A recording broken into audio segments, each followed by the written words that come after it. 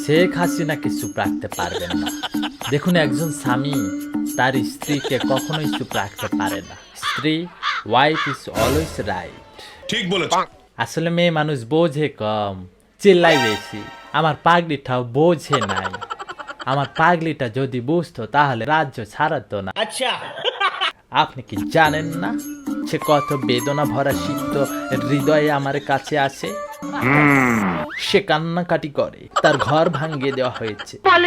অবশ্য আমার ভালোই হয়েছে। কেন ভালো হয়েছে বলেন তো? কারণ সে তো আগে থাকতো তার বাপের বাড়ি, আমার কাছে মাঝে মাঝে আসতো। আপনারাই বলেন মাঝে মাঝে দিয়ে কি হয়?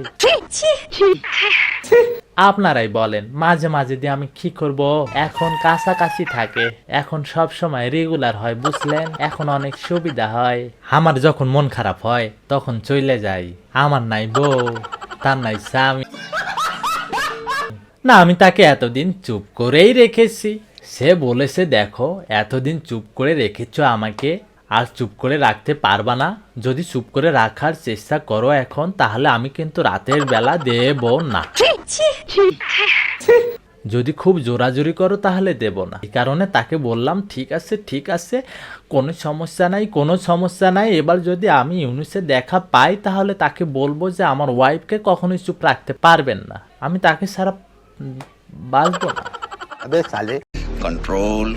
আমরা বৃষ্টি হলে বৃষ্টিতে ভিজি একসাথে। তা আমার বন্ধ করলেই তাকে দেখতে পাই আমি স্বপ্নে। শুধু সে আসে, বুঝছেন? সূর্যের আলো ওঠার আগে আমি তাকে প্রতিদিন দেখি। সে আমার প্রথম ভালোবাসা, না সরি, দ্বিতীয় ভালোবাসা। এত সুন্দর মুখটা তার, দেখলেই শান্তি লাগে। নিঃসন্দেহে তুই ঠিক কথা বলেছিস। আমি তাকে প্রত্যেকদিন ফুল দেই, সেও আমাকে ফুল দেয়। চল খেলা শুরু। সে আমাকে প্রচন্ড রকম ভালোবাসে।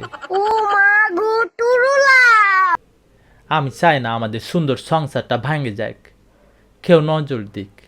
আমি চাই যে যতদিন বেঁচে থাকবো ততদিন যেন সে আমার সাথে ভালোভাবে থাকে। আমাদের সংসারটা যেন কেউ না ভাঙতে পারে।